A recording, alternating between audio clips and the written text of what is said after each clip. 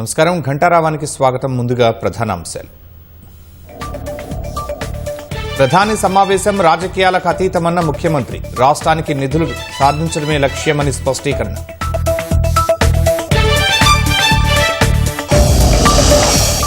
రాష్ట్రంలో కమలం వికసించే అవకాశమే లేదన్న పీసీసీ చీఫ్.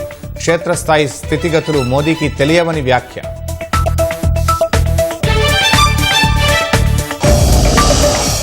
కాసేపట్లో విద్యా వారోత్సవాలు ప్రారంభించనున్న సీఎం. విద్యా ప్రమాణాల మెరుగుదలే ప్రధాన లక్ష్యంగా కార్యక్రమాలు.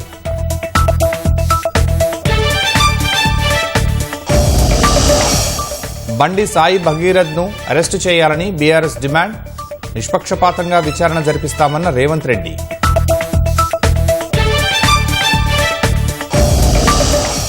బుజ్జగింపు రాజకీయాలకే ప్రతిపక్షాల ప్రాధాన్యమన్న ప్రధాని. సోమ్నాథ్ విషయంలోనూ సంకుచిత మనస్తత్వమేంటని అసహనం. భారత్ బంగ్లా సరిహద్దుల్లో కంచె నిర్మాణానికి భూమి బదలాయింపు. పశ్చిమ బెంగాల్ మంత్రివర్గం తొలి భేటీలోనే కీలక నిర్ణయం.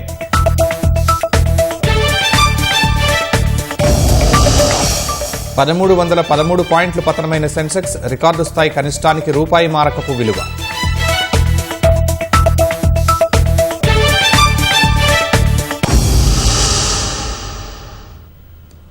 ప్రధాని మోదీతో తన సమావేశం రాజకీయాలకు అతీతమని ముఖ్యమంత్రి రేవంత్ రెడ్డి స్పష్టం చేశారు. రాష్ట్రానికి నిధులు సాధించడమే తన లక్ష్యమని తెలిపారు. ప్రధాని పర్యటన భద్రతా ఏర్పాట్ల వల్లే బండి భగీరథ కేసులో పోలీసుల విచారణ జాప్యమైందన్నారు. చట్టానికి ఎవరూ అతిథులు కారని, ఈ కేసులో ఎవరిని వదిలిపెట్టబోమని రేవంత్ రెడ్డి తేల్చి చెప్పారు.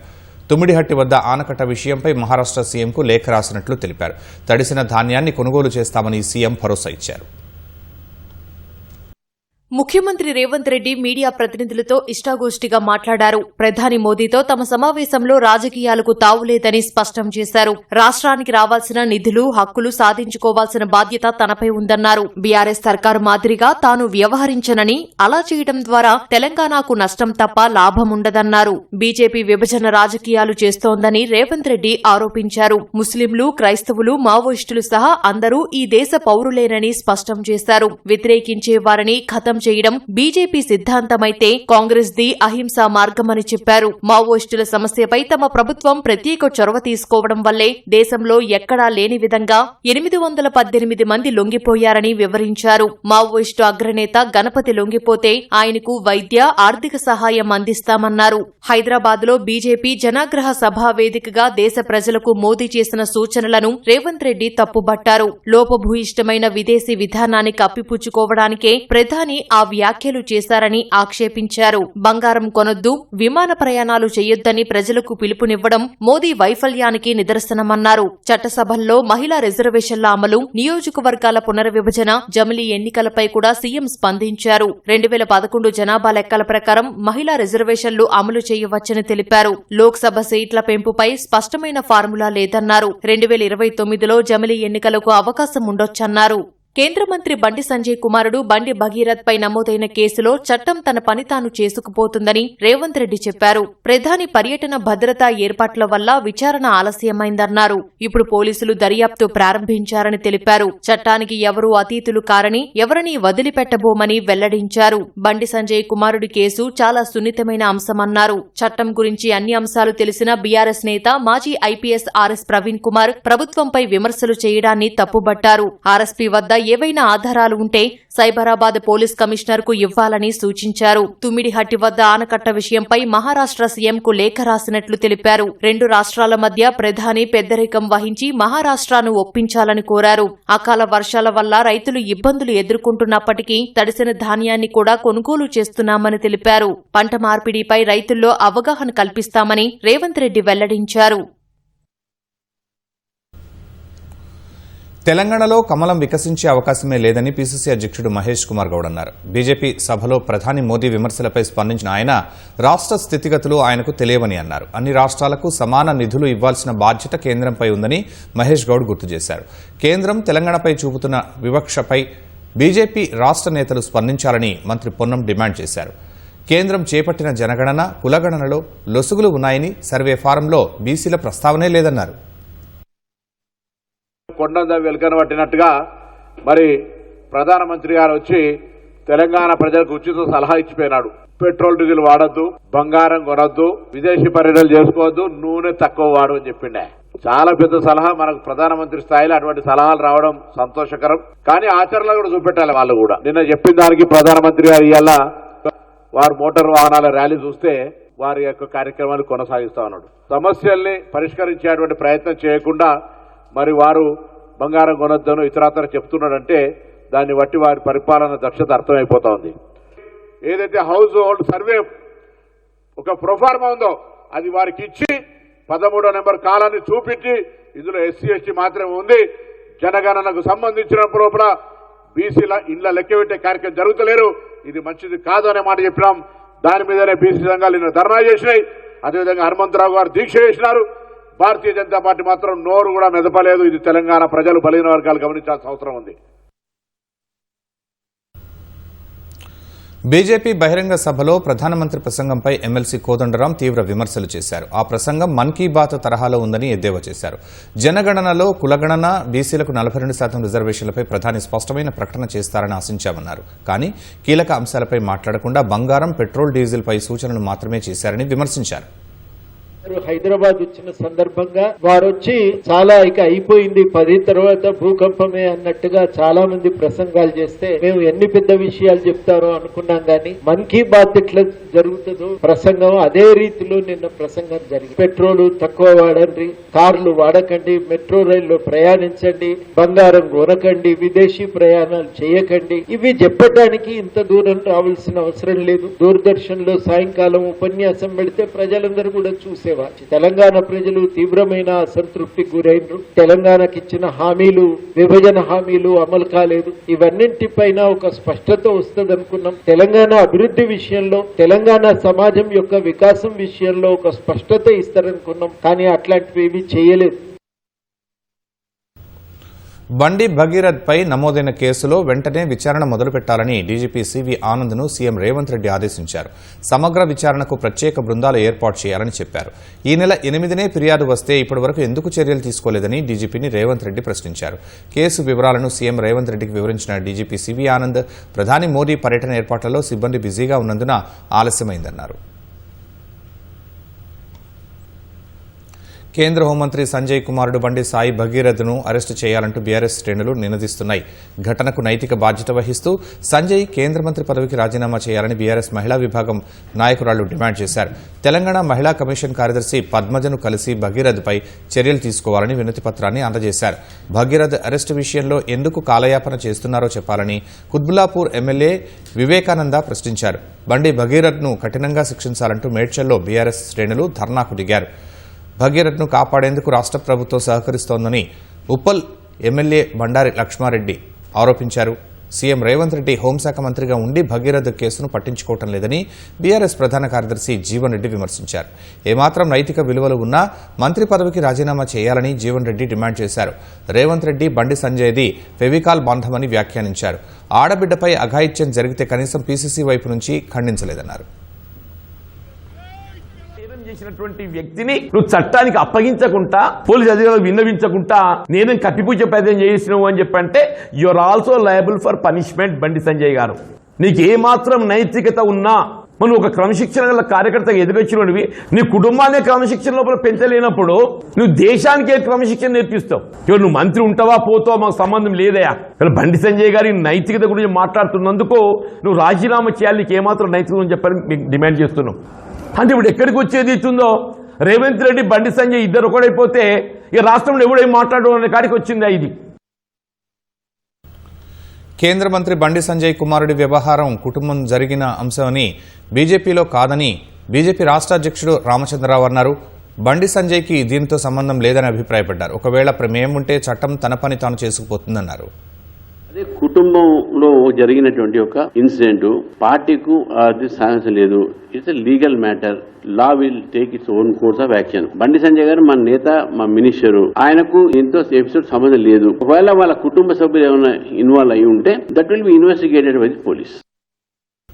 ధాన్యం కొనుగోళ్లలో జాప్యాన్ని నిరసిస్తూ రాష్ట్ర వ్యాప్తంగా పలుచోట్ల రైతులు ఆందోళనలు చేపట్టారు. ధాన్యం కొనుగోళ్ల కోసం నెలల తరబడి మార్కెట్ యార్డులు పడిగాపులు పడుతున్నామని ఆగ్రహం వ్యక్తం చేస్తున్నారు. అకాల వర్షాలతో పండించిన పంట తడిసిపోతుందని వాపోతున్నారు. ప్రభుత్వం వెంటనే ధాన్యం కొనుగోళ్లను వేగవంతం చేయాలని కర్షకులు డిమాండ్ చేస్తున్నారు. వరి, మొక్కజొన్న కొనుగోలు చేయడంలో కాంగ్రెస్ ప్రభుత్వం పూర్తిగా విఫలమైందని మాజీ మంత్రి నిరంజన్ రెడ్డి ఆరోపించారు. వనపర్తి మార్కెట్ యార్డులో రైతులతో కలిసి ఆయన ధర్నాకు దిగారు. ధాన్యాన్ని కొనుగోలు చేయాలని నెలల తరబడి వేచి చూస్తున్నా రైతులను ముప్పతిప్పలు పెట్టడం ప్రభుత్వ నిర్లక్ష్యానికి నిదర్శనమని దుయ్యబట్టారు. నిజామాబాద్ జిల్లా మోర్తాడ్లో బీఆర్ఎస్ ఆధ్వర్యంలో మాజీ మంత్రి వేముల ప్రశాంత్ రెడ్డి నిరసన చేపట్టారు. ధాన్యం కొనుగోళ్లలో వేగం పెంచాలని డిమాండ్ చేశారు. కొనుగోళ్లు చేయకుంటే ఎక్కడికక్కడ రోడ్డు నిర్బంధం చేస్తామన్నారు. జై తెలంగాణ, జై తెలంగాణ. ప్రభుత్వ రైతులను వెంటనే ధాన్యాన్ని వెంబడే ఎక్కడ చూసినా, ఏ మార్కెట్లో, వ్యవసాయ మార్కెట్లో చూసినా, ఎక్కడ ఏ కొనుగోలు కేంద్రం దగ్గర చూసినా అన్నదాతల అగచాట్లే కనిపిస్తున్నాయి. ముప్పు తిప్పలు పెడుతుంది కాంగ్రెస్ సర్కారు ఇవాళ రాష్ట్ర రైతాంగాన్ని. ప్రభుత్వం చెప్పినటువంటి మాటలు అమలు చేయకపోయినా, రైతు బంధు ఇవ్వకపోయినా, సకాలంలో నీళ్లు లేకపోయినా, కరెంటుకు అవస్థలు పెట్టినా, అనేక రకాల ఇబ్బందులు పెట్టినా రైతులు తమ కష్టాన్ని నమ్ముకొని పెట్టుబడులు పెట్టి పంట తీసుకొని వస్తే ఇలా కొననికే సర్కారుకు చేతనైతలేదు. ఇంత దిక్కుమాలినటువంటి సర్కారు అసలు ఏమనుకుంటుందో ఎవ్వరికి ఏం పడతలేదు. ఏ రకమైన వసతులు లేవు, కనీసం మంచినీటి వసతి లేదు కొనుగోలు కేంద్రాల దగ్గర. ఇది మండు టెండలు, డిహైడ్రేషన్ అయి చాలా మందికి అవస్థలు అవుతున్నాయి. బారదాని సంచులు ఉంటే లారీలు రావు, లారీలు ఉంటేనంటే హమాలీలు దొరకలేరు. అత్యంత దుర్మార్గంగా, చాలా నీచంగా రైతుల కష్టాన్ని దోచుకునేటువంటి విధంగా ఇలా తరుగుదీస్తుండ్రు. నిజామాబాద్ జిల్లా ఆర్మూర్ మండలం రాంపూర్లో తూకం చేసిన ధాన్యం బస్తాలను నెల రోజులైనా తరలించడం లేదని రైతులు ఆగ్రహం వ్యక్తం చేశారు. ఆర్మూర్ సొసైటీకి తాళం వేసి నిరసన వ్యక్తం చేశారు. సొసైటీ నిర్వాహకులు లారీ యజమానులతో కుమ్మక్కై లారీలను తమ గ్రామానికి పంపడం లేదని ఆరోపించారు. సొసైటీ చైర్మన్ లారీలను పంపి కొరతను తీరుస్తానని హామీ ఇవ్వడంతో గ్రామస్తులు ఆందోళన విరమించారు.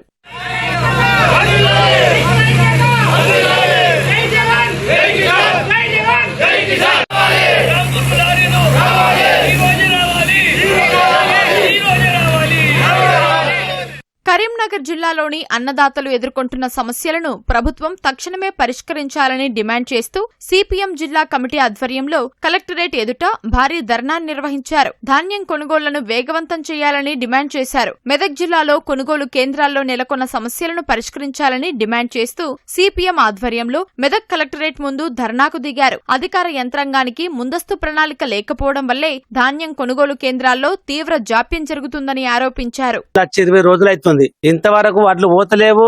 అమలు ఒక్కలు వస్తలేరు, లారీలు వస్తలేవు, అమలు వస్తారు, లారీలు వస్తలేరు. 30 తిప్పలైతుంది. ఇక్కడ వర్షం పడితే వాటిలో ఆనకి పోతుంటే పొయ్యాలంటే మాకు 30 తిప్పలేదు సార్. ఇంకా టాపర్ ఇవ్వమంటే మేము అత లేవు, మేము ఇయ్యమంటుండ్రు. అవి ఎండి పేలాలు అయినాయి. అమల్లో జోకమంటే ఇంకా నీ సీరియల్ రాలేవు, ఇప్పుడు జోకం అంటుండ్రు. మరి మాకు ఏం ఎట్ట బతకాలి, ఏం చేయాలి? రోజు వచ్చి వీటి కాడ కూర్చుంటున్నా. అట్లా వచ్చి నెల రోజులు అవుతుంది సార్. వడ్లాచి నెల రోజులు అవుతుంది. కాంట పెట్టు లేదు, జోకు లేదు, వాన మొగులు అవుతుంది. టాపాలు ఇమ్మంటే టాపాలు ఉన్న కాడికి ఇచ్చినాము, ఇంకా మా దగ్గర లేవంటారు వాళ్ళు. టాపాల కిరాయి మా మీద పడుతుంది. మేము బయట కిరాయి తెచ్చుకుంటే 20 రూపాయలకు ఒక టాపాలు. ఎట్లా బతాం సార్? మరి ఇది వరదకు వడ్లు అనిపోతే అట్లా పూలు అవుతుంది. జోకులు లేదు, ఏం లేదు. పొద్దున్న వాన పడితే భయమైంది. టాపర్ చక్కలేవు. మాకు కూడా ఆడ పట్టుకొచ్చి తెచ్చినాం సార్. మాకు కూడా వాళ్ళకి ఏమి ఇవ్వాలి చెప్పు? ఖరాబ్ అయితే టాపర్ కిరాయి 20, 25, 30 ఇట్లు ఇస్తుంది. కిలోకు 2 కిలో తరుగు తీస్తే రైతులు ఏం మొత్తం ఏం లెక్క, మాకు ఏం మిగులుతుంది? దళారులకు లాభం ఉంది, రైస్ మిల్లులకు లాభం ఉన్నది. మేము రైతుల మొత్తం వేస్ట్, పండించి కూడా పంట కూడా వేస్ట్. మాకేమి లేదు, మాకేమి కూడా మిగులుతలేదు.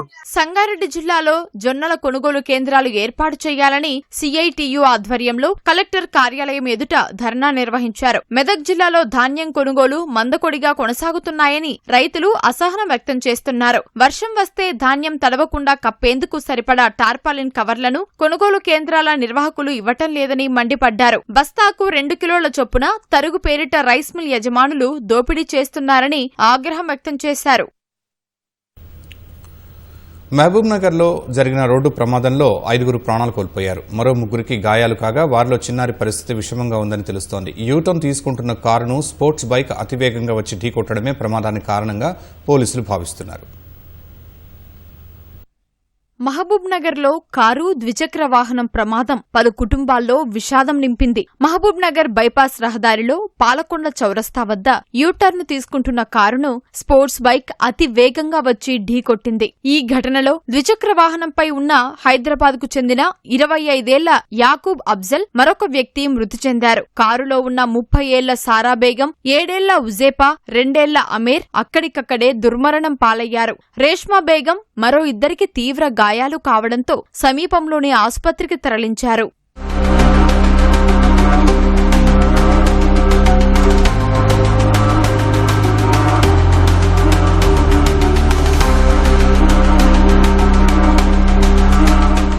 దాదాపు 140 కిలోమీటర్ల వేగంతో వచ్చిన స్పోర్ట్స్ బైక్ అదుపు తప్పి హ్యుందాయ్ వెర్నా కారును ఢీకొట్టినట్లు తెలుస్తోంది. బాసిత్, అతని బామర్ది కుటుంబం ఓ ఫంక్షన్ కు వెళ్లి తిరుగు ప్రయాణమయ్యారు. అదే సమయంలో హైదరాబాద్ కు చెందిన 12 మంది స్పోర్ట్స్ బైక్లపై మహబూబ్ నగర్ లో ఒక వివాహానికి హాజరై తిరిగి వెళ్లే క్రమంలో యూటర్న్ తీసుకుంటుండగా ప్రమాదం జరిగినట్లు పోలీసులు ప్రాథమికంగా గుర్తించారు. అతి వేగమే ప్రమాదానికి కారణంగా తెలుస్తోంది.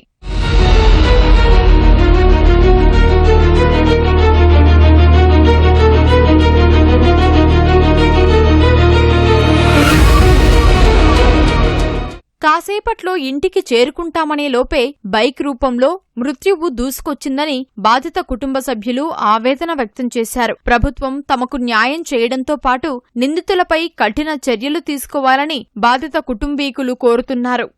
చనిపోయిన ఆయన పిల్లలు నాకు అక్క కూతురు వాళ్ళ పిల్లలు ఫంక్షన్కి వెళ్ళి వస్తున్నారు. వాళ్ళు నైట్ 12:30 అట్లాగే వస్తున్నారు. వాళ్ళు పాల్కొండ స్టాచ్యూ ఉంది కదా, పాల్కొండ దగ్గర ఆ స్టాచ్యూ దగ్గర టర్నింగ్ అంతుంటే అక్కడ నుంచి బైక్ ఫుల్ రేజ్లో వచ్చి గుద్దేసింది. మొత్తం 2 పిల్లలు, ఒక అమ్మ చనిపోయింది. ఇది బైక్ రేసింగ్ సార్. ఇది వాళ్ళు ఎక్కడో అక్కడ ఫంక్షన్ ఉందంట, ఫుల్ 20 బైక్స్ ఏమో మొత్తం రేసింగ్ చేస్తున్నారు. కొన్ని బైక్స్ వెనక ఉన్నాయి. ఈ బైక్ ఫుల్ సడన్లో వచ్చేసింది. వీళ్ళు టర్నింగ్ తీసుకుంటున్నారు, బైక్ వచ్చేది వీళ్ళకి తెలియదు అసలు. ఇలా టర్నింగ్ తీసుకున్నాడే వచ్చి గుద్దేసింది. వెనక డోర్ దగ్గర గుద్దేసింది. డ్రైవర్ వెళ్ళిపోయాడు, వెనక దగ్గర గుద్దేసిండు. లేడీస్, పిల్లలు మొత్తం స్పాట్లో ఇదైపోయారు. ప్రమాద తీవ్రత చూస్తుంటే పోలీసు, పాలమూరు కార్పొరేషన్ యంత్రాంగం వైఫల్యం కనిపిస్తోందని మాజీ మంత్రి శ్రీనివాస్ గౌడ్ విమర్శించారు. ఇంతమంది బైక్ రైడర్స్ ఇంత స్పీడ్ గా టౌన్ లా తిరుగుతున్నప్పుడు పోలీసు యంత్రాంగం ఉందా లేదా, ట్రాఫిక్ పోలీసు ఉందా లేదా, పోలీసులు ఉన్నారా లేదా, దృష్టి ఉందా దాని మీద? వాళ్ళు ఏం చేస్తున్నట్లు మరి? ఇసుక లారీల మీద ఉన్న శ్రద్ధ, ప్రజల ప్రాణాలు పోతాయి, ఏం జరుగుతుందనేది కనీసం దృష్టి ఉందా? 180 కిలోమీటర్ల స్పీడ్తో పోతున్నప్పుడు ఎవరికి రాలేదా? ట్రాఫిక్ సిగ్నల్ మీరు ఏర్పాటు చేసి ఉంటే ఇవన్నీ కాకుండా కదా. మున్సిపల్ కార్పొరేషన్ కూడా బాధ్యత. కమిషనర్ ఏం చేస్తున్నట్లా? కేసు నమోదు చేసుకుని దర్యాప్తు చేస్తున్న పోలీసులు బైక్ రేసింగ్ నిర్వహించిన వారిపై కఠిన చర్యలు తీసుకుంటామని హెచ్చరించారు. ఎర్లీ అవర్స్ 12:30 నుంచి 1 o'clock మధ్యలో బాసిత్ అని చెప్పి వాళ్ళ ఫ్యామిలీ మెంబర్స్తో పిస్తా హౌస్ దగ్గర బర్త్డే ఫంక్షన్ అటెండ్ అయ్యి రిటర్న్ వాళ్ళ మర్లూ రోడ్డు ఆ కారులో ఆయన, వాళ్ళ ఏజ్డ్ ఉమెన్, వాళ్ళ చెల్లెలు, ఆయన భార్య, పిల్లలు ఉన్నారు. ఆ తిరిగి వచ్చే క్రమంలో హైదరాబాద్కు సంబంధించిన ఒక మోటార్ సైకిల్ అటు నుంచి కలెక్టరేట్ సైడ్ నుంచి పిస్తా హౌస్ సైడ్ అతివేగంగా వస్తున్నారు. 2 ఉన్నారు. వచ్చి కారుకి వెనక డోర్ గుద్దుకుంది. ఆ క్రమంలో కారులో ఉన్న బాసిత్ యొక్క భార్య, 2 బాసిత్ కొడుకు, వాళ్ళ చెల్లెల కొడుకు ప్లస్ మోటార్ సైకిల్ నడిపేటోళ్ళు 2 స్పాట్ అక్కడ అండర్ ట్రీట్మెంట్లో ప్లస్ స్పాట్లో వాళ్ళు చనిపోవడం జరిగింది. స్కూళ్లకు రూపురేఖలు మార్చేస్తున్న మన ఊరు మనబడి పథకాన్ని నిలిపేసిన ఘనత సీఎం రేవంత్ రెడ్డికే దక్కుతుందని మాజీ మంత్రి హరీష్ రావు విమర్శించారు. ఇంటిగ్రేటెడ్ పాఠశాలల పేరిట భారీ దోపిడీకి తెరలేపారని ఆరోపించారు. వరంగల్ జిల్లా ఖానాపురం మండలం అశోక్ నగర్ గ్రామంలో ఇటీవల కాకతీయుల కాలం నాటి శివాలయాన్ని కూల్చిన ప్రదేశాన్ని బీఆర్ఎస్ నాయకులతో కలిసి హరీష్ రావు పరిశీలించారు. ప్రజాప్రభుత్వంలో కూల్చుడు తప్ప కట్టుడు లేదని ఎద్దేవా చేశారు. మాజీ మంత్రి వెంట గులాబీ నేతలు ఎర్రబెల్లి దయాకర్ రావు, వినయ్ భాస్కర్, పెద్ది సుదర్శన్ రెడ్డి ఉన్నారు. సరే, రేవంత్ రెడ్డి గారికి కూల్చుడు కొత్త కాదు. హైదరాబాద్ లో హైడ్రా పేరిట పేదల బతుకులు కూల్చిండు, పేదల ఇండ్లు కూల్చిండు, చివరికి దేవాలయాలు కూడా కూలుస్తున్నాడు. ముఖ్యమంత్రిగా కట్టిందేమి లేదు, కూలగొట్టుడే తప్ప. నేను అడుగుతున్న రేవంత్ రెడ్డి గారిని, ఒకవేళ మీ ఆదేశాలే లేకపోతే ఈ దేవాలయాలను కూల్చిన అధికారుల మీద, కాంట్రాక్టర్ మీద, ఇంజనీర్ల మీద మీరు చర్య తీసుకొని ఉండేవాళ్ళు కదా. ధరణిలో ఈ భూమి దేవాలయ భూమిగా బీఆర్ఎస్ హయాంలో నమోదైంది. ఈ భూమి భూభారతిలో ప్రభుత్వ భూమిగా మారిందంటేనే దీని వెనుక ఉన్న కుట్రని అర్థం చేసుకోవచ్చు. ఇంటిగ్రేటెడ్ స్కూల్ టెండర్ అయింది, 76 స్కూల్ టెండర్ అయింది. ఈ స్కూళ్ల పేరిట కూడా పెద్ద ఎత్తున దోపిడీకి పాల్పడ్డారు. అన్ని స్కూళ్లు 4.96 ఎక్సెస్. అంటే ఇదంతా విద్యాశాఖలో రేవంత్ రెడ్డి కనుసన్నల్లో జరిగిన స్కామ్. మన రాష్ట్రంలో 5% కంటే ఎక్కువ టెండర్లు ఎప్పుడు బీఆర్ఎస్ హయాంలో ఇవ్వలేదు. సికింద్రాబాద్ చిలకలగూడలో యావన్ అనే యువకుడి హత్య కేసులో 10 మంది నిందితులను పోలీసులు అరెస్టు చేశారు. ప్రేమ వ్యవహారంలో యువకుడిని యువతి బంధువులు చంపినట్టు నిర్ధారించారు. 10 మంది వ్యక్తులు ప్లాన్ చేసి యావన్ను హత్య చేసినట్టు సికింద్రాబాద్ జోన్ డీసీపీ రక్షిత వెల్లడించారు. నిందితుల నుంచి కత్తి, బైక్, సెల్ ఫోన్లు స్వాధీనం చేసుకున్నట్లు తెలిపారు. ఈరోజు చిలకలగూడ పోలీస్ వాళ్ళు 10 మంది అక్యూజ్ని అరెస్ట్ చేశారు. ఇది 7th నాడు జరిగిన ఒక pre planned cold blooded murder of Bommanna Yavan alias Akhil, ఒక 21-year-old విద్యార్థి, 3rd year బీటెక్ స్టూడెంట్. ఈ చంపన ఇన్సిడెంట్లో వీళ్ళ 10 మందిని ఈరోజు అరెస్ట్ చేస్తున్నాము. సో మనకి తెలిసింది ఏమిటంటే ఈ అబ్బాయి స్కూల్లో చదివేటప్పుడు ఒక అమ్మాయి పరిచయం అయ్యారు. ఒక 2 years నుంచి ఇద్దరికి రిలేషన్లో ఉన్నారు. ఇది అమ్మాయిల వాళ్ళ ఫ్యామిలీ మెంబర్స్కి ఇష్టం లేదు. సో అది వల్ల అబ్బాయికి వాళ్ళ పేరెంట్స్కి కూడా వార్నింగ్ కూడా ఇచ్చారు. అది బట్ స్టిల్ ఇది ఏం చేంజ్ కాలేదు. సో ఒక 4 days బ్యాక్ ఇది వాళ్ళు ప్లాన్ చేసుకొని సర్వేలెన్స్ పెట్టి ఇది చేశారు. బట్ డిస్పైట్ దట్ ఇది ప్రాపర్గా ఇన్వెస్టిగేషన్ చేసి వీళ్ళందరిది ఎస్టాబ్లిష్ చేసి ఈరోజు మేము అరెస్ట్ చేస్తున్నాము.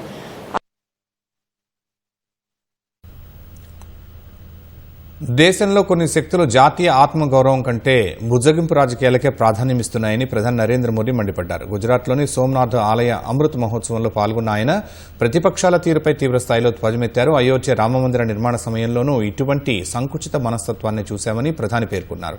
ఏ దేశమైనా తన మూలాలతో అనుసంధానమై ఉన్నప్పుడే బలంగా ఉంటుందని ఉద్ఘాటించారు. గుజరాత్లోని ప్రసిద్ధ సోమనాథ్ ఆలయం ఇదే పాఠాన్ని నేర్పుతుందని ప్రధాని చెప్పారు. గుజరాత్లోని పవిత్ర పుణ్యక్షేత్రం సోమనాథ్లో ఆధ్యాత్మిక కోలాహలం నెలకొంది. సోమనాథ్ ఆలయ పునరుద్దరణ జరిగి 75 ఏళ్లు పూర్తవుతున్న సందర్భంగా నిర్వహించిన అమృత మహోత్సవంలో ప్రధాని నరేంద్ర మోదీ, గుజరాత్ సీఎం భూపేందర్ పటేల్ సహా పలువురు ముఖ్య నేతలు పాల్గొన్నారు. ఈ కార్యక్రమంలో భాగంగా ప్రధాని మోదీ సోమనాథ్ ఆలయంలో ప్రత్యేక పూజలు నిర్వహించారు. అభిషేకం, ధ్వజ పూజతో పాటు మహాపూజలో పాల్గొన్నారు.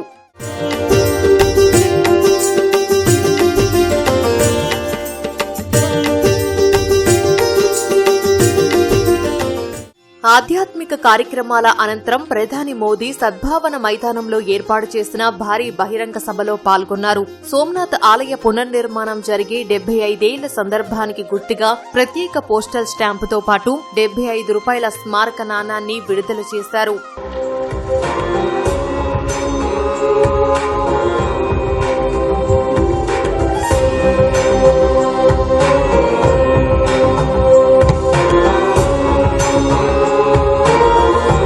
ये डाक टिकट हमारे गौरवशाली इतिहास का संदेश आने वाली पीढ़ियों तक पहुंचाने का माध्यम बनेगा. धन्यवाद.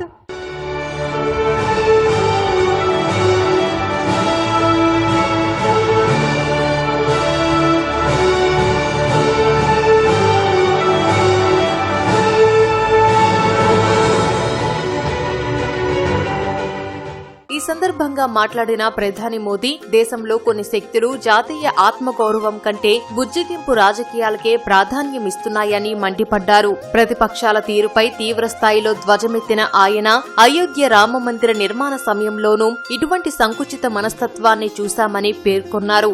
ఏ దేశమైనా తన మూలాలతో అనుసంధానమై ఉన్నప్పుడే బలంగా ఉంటుందని, సోమనాథ్ ఆలయం ఇదే పాఠాన్నే నేర్పుతుందని చెప్పారు. ఎన్ని దాడులు జరిగినా సోమనాథ్ మళ్లీ మళ్లీ ప్రాణం పోసుకుందని, అది దేశ అజేయమైన సంకల్పానికి నిదర్శనమని ప్రధాని పేర్కొన్నారు. అభివృద్ధి, వారసత్వం రెండూ కలిసినప్పుడే నవభారత నిర్మాణం సాధ్యమవుతుందని ఉద్ఘాటించారు. భూమిపై ఉన్న ఏ శక్తి కూడా భారతదేశాన్ని తలవంచేలా చేయలేదని మోదీ అన్నారు. 11 मई को पहले 3 परमाणु परीक्षण किए. हमारे वैज्ञानिकों ने भारत के सामर्थ्य को, भारत की क्षमता को वैज्ञानिकों ने दुनिया के सामने रखा. अनेक प्रकार के बंधन लग गए, लेकिन 13 मई को फिर 2 और परमाणु परीक्षण हुए, उससे दुनिया को पता चला था कि भारत की राजनीतिक इच्छा शक्ति कितनी अटल है। उस समय पूरी दुनिया का दबाव भारत पर था, लेकिन अटल जी के नेतृत्व में बीजेपी सरकार ने दिखाया था कि हमारे लिए राष्ट्र प्रथम है। दुनिया की कोई ताकत भारत को झुका नहीं सकती, दबाव में नहीं ला सकती। ఈ కార్యక్రమానికి ముందు ప్రధాని మోదీ నిర్వహించిన భారీ రోడ్ షోకు ప్రజలు బ్రహ్మరథం పట్టారు. సోమనాథ్ వీధులు మోదీ నామస్మరణతో మారుమోగాయి. హెలీప్యాడ్ నుంచి వీర్ హమీర్జీ సర్కిల్ వరకు సుమారు 1.5 కిలోమీటర్ల మేర సాగిన ప్రధాని రోడ్ షోకు జనం భారీగా తరలివచ్చారు. దారి పొడవునా జాతీయ జెండాలు ఊపుతూ నినాదాలు చేస్తూ ప్రధానికి ఘన స్వాగతం పలికారు. ఈ రోడ్ షోలో భారతీయ సంస్కృతి ప్రతిబింబించేలా దేశంలోని వివిధ ప్రాంతాల నుంచి వచ్చిన కళాకారులు ప్రదర్శనలు ఇచ్చారు. పశ్చిమ బెంగాల్ కు చెందిన జానపద కళాకారులు తమ సంప్రదాయ నృత్యాలతో రోడ్ షోలో ప్రత్యేక ఆకర్షణగా నిలిచారు. సోమనాథ్ వేడుకల్లో భాగంగా భారత వాయుసేనకు చెందిన సూర్యకిరణ్ టీం నిర్వహించిన సాహసోపేతమైన విన్యాసాలు అబ్బురపరిచాయి.